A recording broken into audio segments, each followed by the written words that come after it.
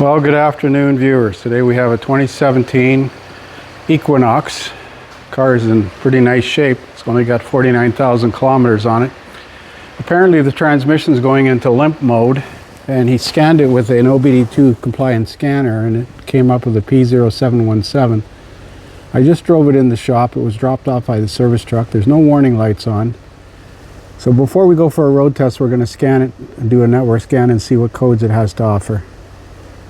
I'm not sure if I said it was a 16 or a 17, but it's a 16 with a 3.6, 49,900 kilometers. It's auto ID'd the vehicle. This is a new vehicle record. So we do a pre-scan.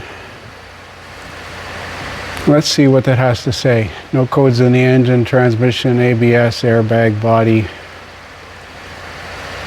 So isn't that special? HVAC, instrument panel. So I guess the customer did me a favor and cleared the codes for me.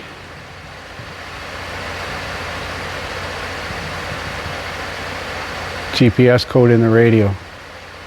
That's important.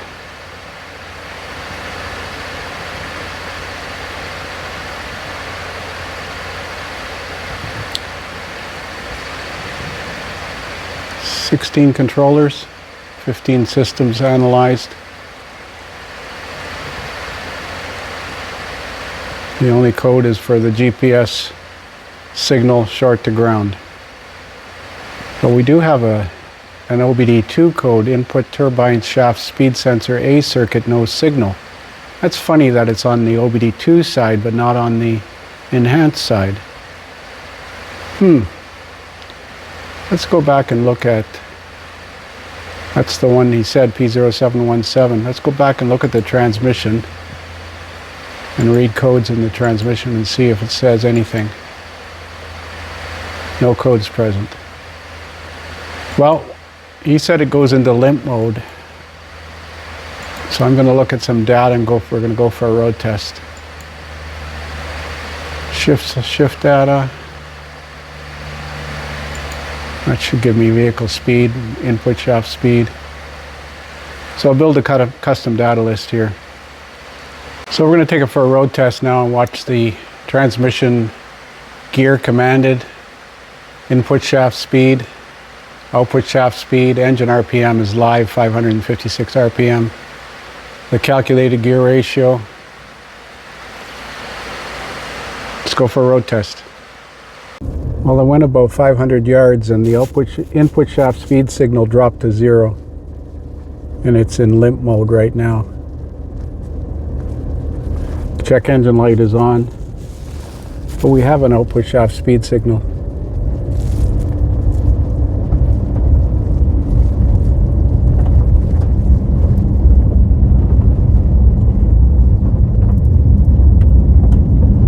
The one in the top right dropped to 0.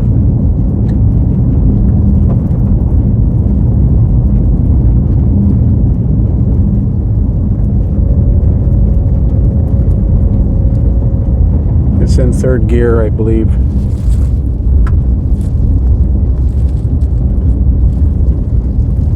I'm going to shut it off and restart it again as soon as I get to the bottom of this hill. But I saw the speed signal drop to 0 and then the check engine light came on.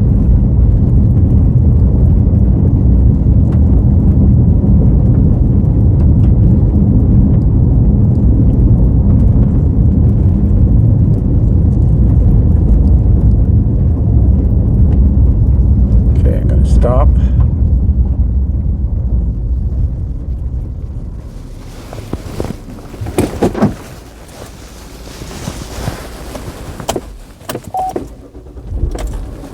We didn't lose the communication.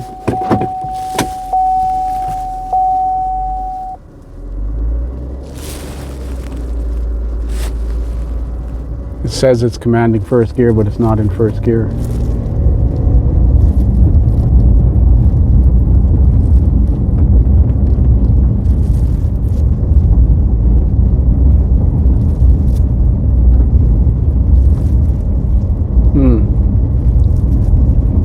Acting weird. Commanded gear, first gear, and it's definitely not in first gear, but it's in limp mode of some kind.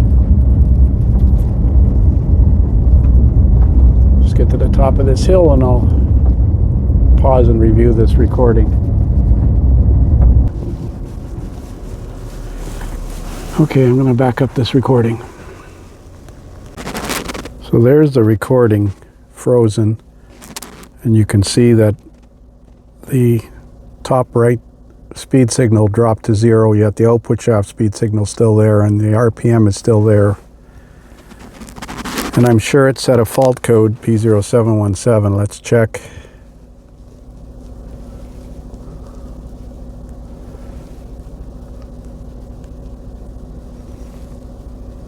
Codes menu. Display codes. Input speed sensor circuit, no signal.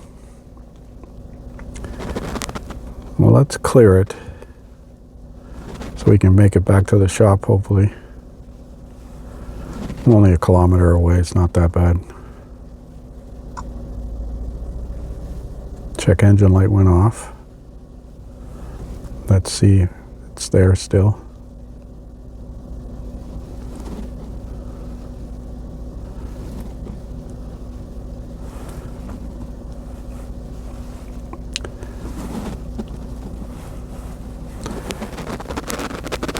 It doesn't save the last data list, it saves the entire data list, so I got to customize this list again.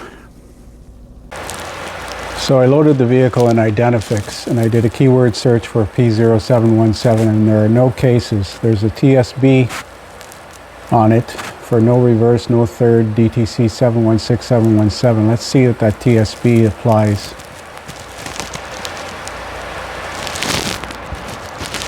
Technical service bulletin. Some customers may comment of a condition of no reverse. I just had to back it up and it was very, very sluggish in reverse. No third gear. May find an erratic input speed sensor. May be caused by the input shaft speed sensor reluctor ring, retainer ring being out of the groove. Seriously?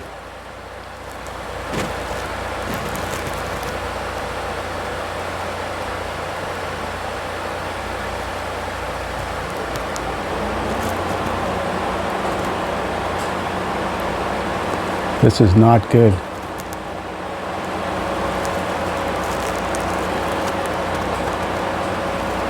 Definitely erratic.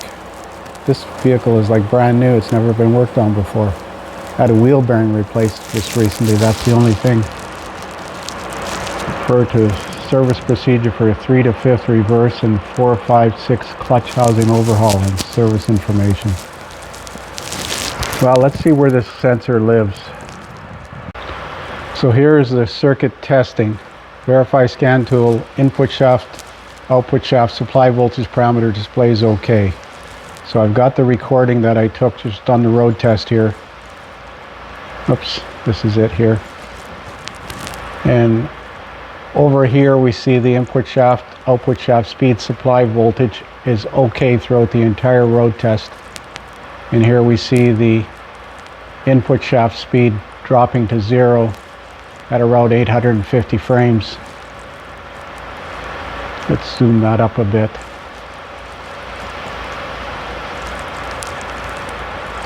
And it was right around there that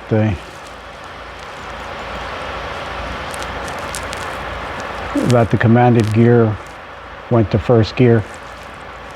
Yet it was like 4th or 3rd or some other ratio or some other gear. Let's go back to the troublemaker chart.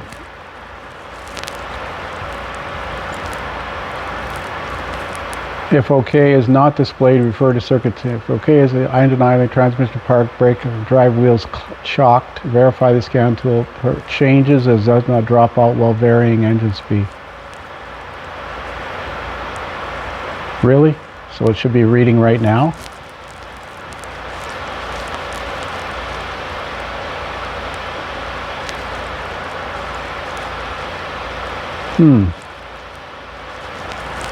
Let's look at this recording.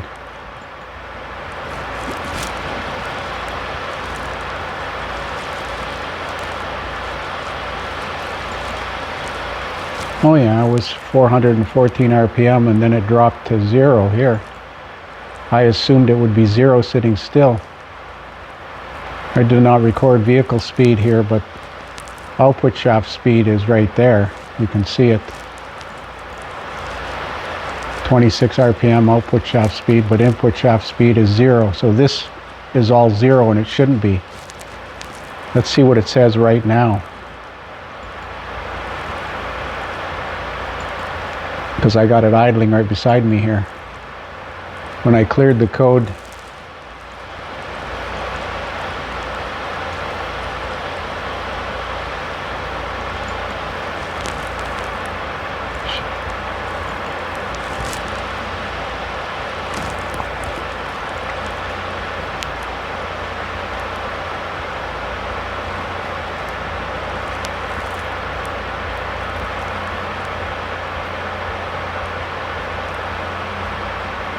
transmission input RPM is 0. I'm going to try revving it up and see what happens.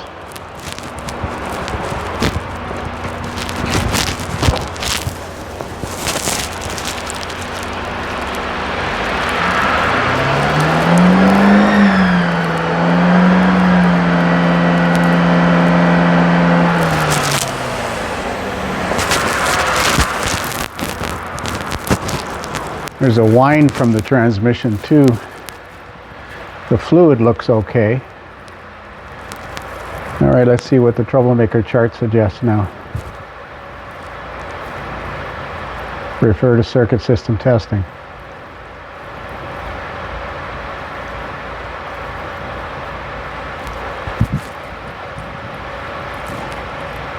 Ignition off, remove the control valve body cover.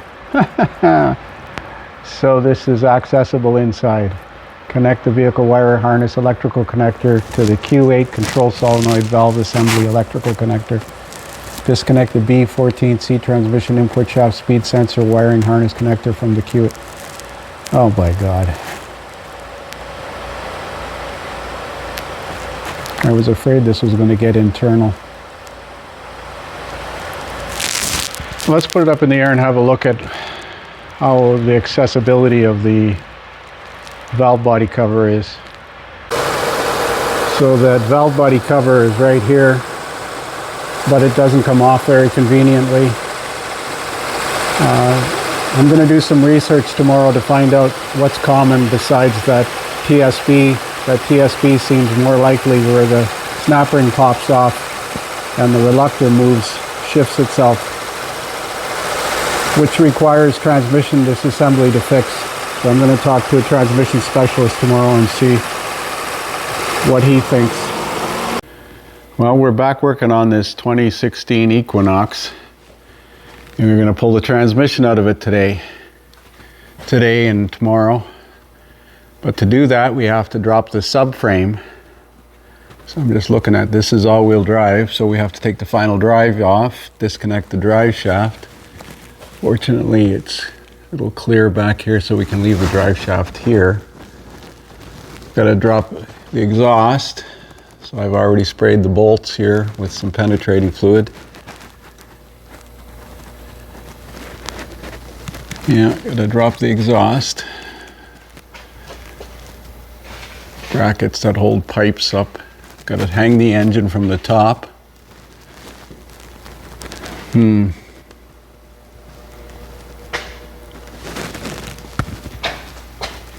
Well, I don't see anything. I wonder if I can leave that steering gear in the car. There's one bolt there and another bolt there. Otherwise, I gotta take lines off at the steering gear and disconnect that coupler up there. Wonder what's easier, leaving the steering gear in the car or taking it down with the rack, with the cradle. At least this thing is not too rusty. I shouldn't say that too loud because sure as shit I'll have some problems with some bolts. There's a tranny mount. Well, it looks like the rad is sitting on the cradle as well, so we'll have to support the rad by the looks of it.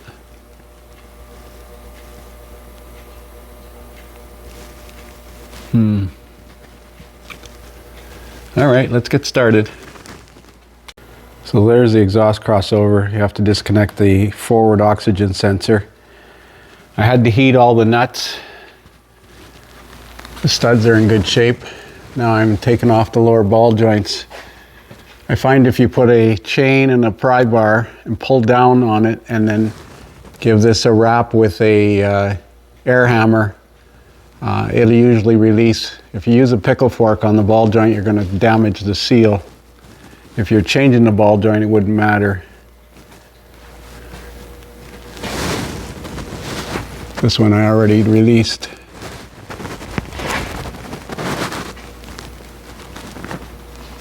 So mark the rear drive shaft orientation and pry down the lower control arms, pull the steering knuckles out, pull the CV shafts out, use the air chisel from the back here to give it a wrap. I was hoping to get this subframe out without pulling this carrier, but I can't see how that's possible. It looks like this differential has to come, or this transfer case has to come out of here first, because yeah, it must, but it won't come very far, because I hope I don't have to take the exhaust manifold off. Used to be a catalytic converter bolted on, but now it's part of the exhaust manifold. 1 bolt, 2 bolts. Oh boy. This would be bad if it was a front wheel drive only. Wonderful. So that right catalytic converter does have to come off according to the service literature. And it is bolted on. It's got a flange bolt there. There's 4 bolts that hold it on. Fortunately, they don't look too rusty. Got to disconnect the upper oxygen sensor and the lower oxygen sensor. Okay, let's get to it. So there are 4 studs, 3 with nuts on it, and that heat shield comes off, and then you can take the 4 nuts off. The studs actually came right out, finger tight, which is good. You see the exhaust manifold is integrated in the head now. And one way to fix exhaust manifold studs, so I'm going to need some gaskets. I wasn't too worried about these gaskets here, but that gasket at the back of the head, I better replace that. Disconnect the 202 sensors. The connectors are keyed so they can't be mixed up. That opens it up considerably to take this final drive off. Wow, this is like peeling back an onion. There are layers of parts.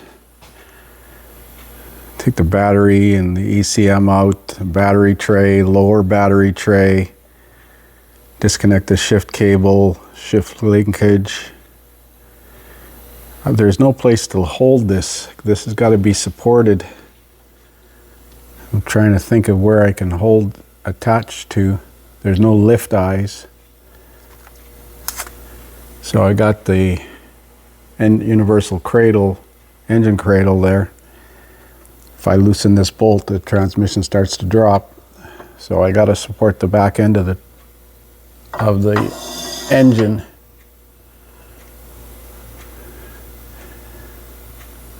I think I'm done for today though.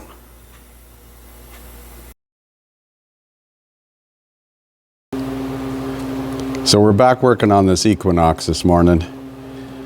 And access to the rear transmission mount, the one next to the firewall, is challenging at best with a 4-foot extension and a 15 mil flex headed socket. And a long ratchet you can get at the bolts from the top. They're way down there. I got one loose from the bottom with a combination wrench, but Huge pain in the ass. This motor mount over here, or the tranny mount over here, won't come out of the frame. It's like in a cup in the frame. You got to lower the transmission to get it out. And I think you got to take it out of there because the transmission has to come towards the mount, and there's like a 1/2 inch, so I don't think there's enough room. It's the service instructions say to remove the mount assembly from the frame. Take the 3 bolts out. This one on the right side I got. The flex socket's on the left one. The middle one I'm trying to get with a combination wrench, but I don't have enough power in my hand. It's at an awkward angle here. So once you get that back mount, you can tilt it towards the back of the vehicle. I couldn't figure out how to get it out. It was too many brackets in the way. Then you can remove that upper mount that holds the block, or holds the transfer case and the transmission mount. Notice I'm tagging and bagging all the bolts to each piece so that I don't mix them up. There's specific lengths and fastener grades. That opens up this side pretty good. So we can take this motor mount out of here now.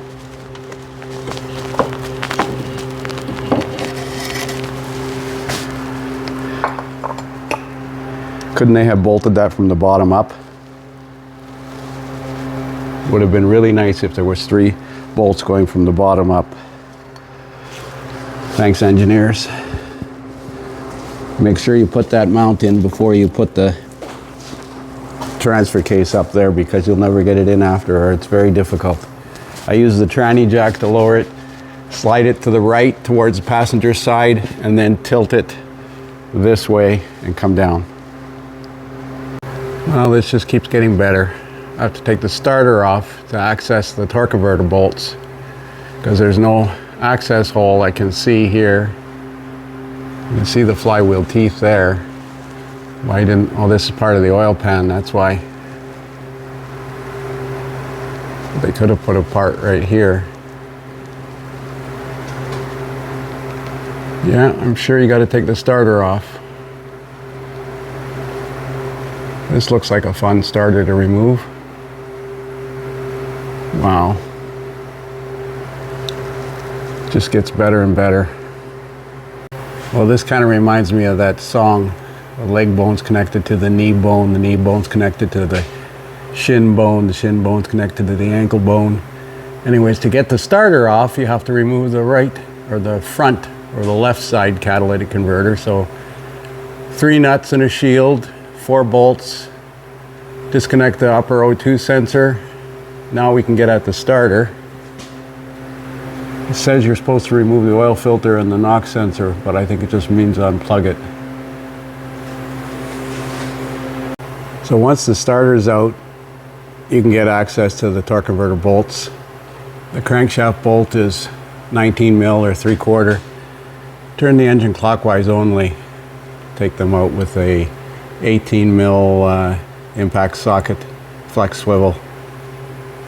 So I took the pinch bolt out of the power steering, and I disconnected the lines at the steering pump here, and I have to disconnect them here. I'm trying to get these hoses off, but I come to realize that I got to take this lower rad hose out of the way, because there's valve housing bolts under the hose that are next to impossible to get to, and I can't get the lines off without moving the hose. So I'm going to drain the coolant now. There's a petcock here, but don't touch it, because sure as shit, even this thing here, even though it's pretty much new, it'll break. So I'm going to take the lower rad hose off the radiator here instead, catch it in a nice clean pail here. So you can actually set the transmission down on the subframe until you're ready to drop the subframe. I'm using a piece of fishing line. It's for pulling wire through conduit. And doubled it up. It's good for a 1,000-pound pull, so double should be strong enough. As long as there's no sharp edges. There's really no lift eyes on here. The manufacturer has some kind of bracket that they bolt on somewhere, but the instructions aren't very clear. So I wrapped it around the thermostat housing, doubled it up. So that is supporting the transmission now, the back of the engine. There's 3 bell housing bolts on top, 1 right underneath the thermostat housing, and 1 down there. And the rest are from underneath. I'm going to try and leave this mount in here because I can't get it out of the frame. It goes into the frame with like a cup. So I'm going to try and leave it in there. The service instruction says to remove it. I have to disconnect the electrical harness, but we're going to try and get the subframe off now. Well, there's my fixture for removing the subframe. 2 pieces of square tubing bolted to the transmission jack. And I got a C-clamp on either side of it just for in case it's not balanced, but it looks pretty, could be further back a little bit, I think, considering the steering gear's on there, but that's okay. I got a C-clamp on it. And I've started to lower it. I still have to disconnect these lines, but they're kind of semi-rigid, so I'm hoping when the subframe comes down I can get at them.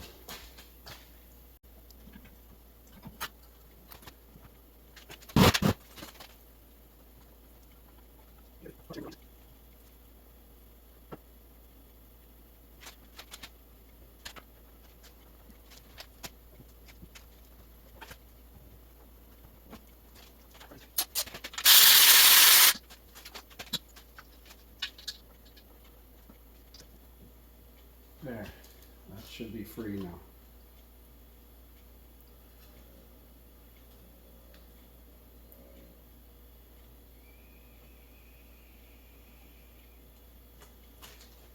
Oh yes, I forgot the stabilizer links.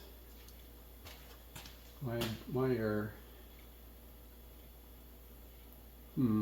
What's easier, undo them at the bottom or undo the stabilizer bar and leave it hanging in there? Well, little oversight. We'll figure out what to do next. So let's try take 2. I undid the lower end of the stabilizer links.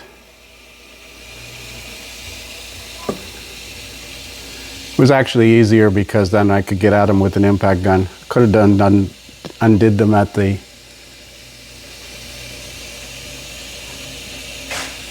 upper strut. So now we'll put this on a barrel or something, and then I'm going to put a stand underneath this transmission because it's supported by that cradle now.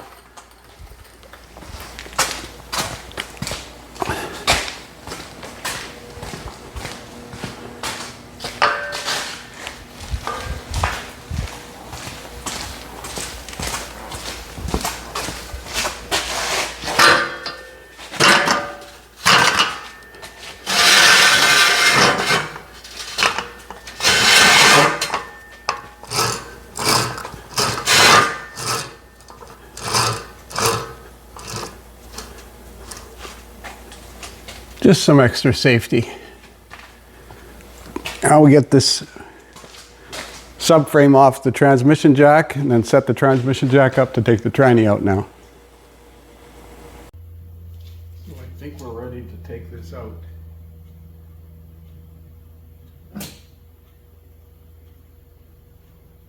Boy, that's close.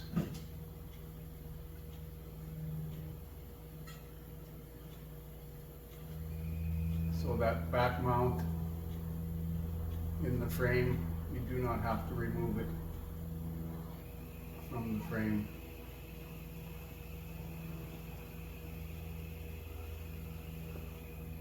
It only has to go back about 1/2 inch, no, 3/4 of an inch to clear the flywheel. That's a massive transaxle. Weighs as much as the engine, I'm sure.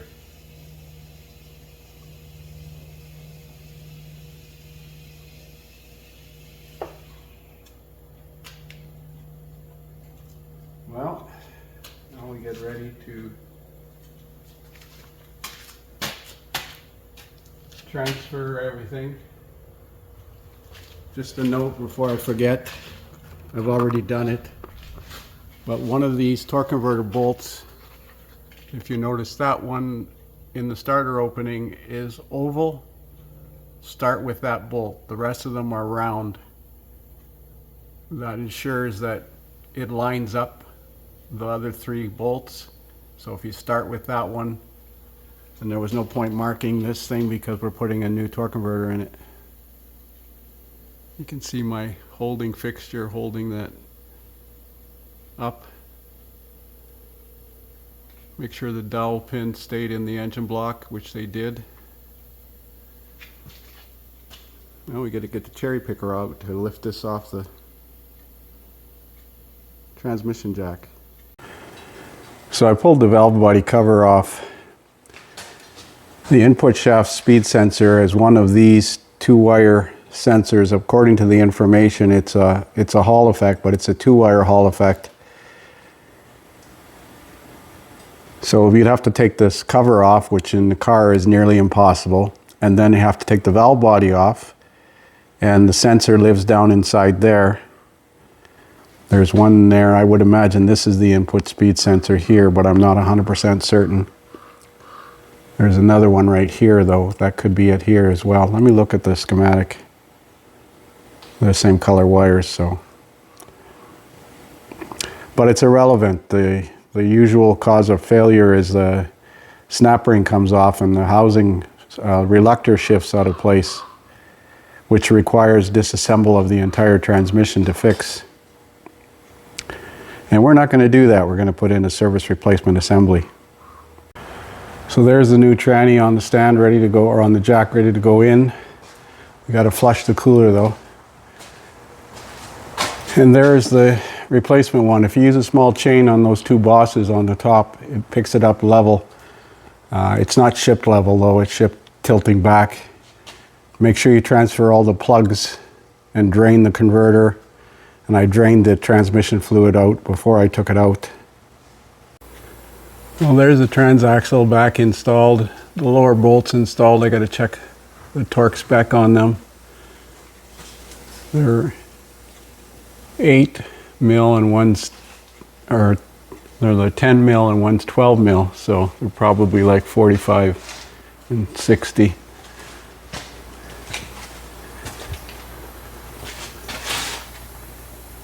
But we'll double check.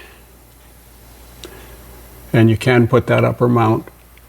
I put the 4 bolts in on that upper mount on the frame. Don't take those out. Well, there's the transmission back installed. Wiring harness is hooked up. Tranny cooler lines connected. The torque on the transmission bell housing bolts is 55 foot-pounds. It doesn't mention anything about the bigger bolt. The torque on the torque converter mounting or attaching bolts is 46 foot-pounds. Clean the threads and put Loctite on them. The torque on the starter is 37 foot-pounds, and the battery cable, which you need to clean the eyelets, is 115 foot-pounds, almost 10, 115 inch-pounds, almost 10 foot-pounds. So that's back together. Clean the gasket surfaces. Tomorrow we'll get some new gaskets. I'm going to put this front converter on before I put I got the transmission mount at the back hooked up here. I'm going to put the front converter on before I put the K-frame back up. There's just more room.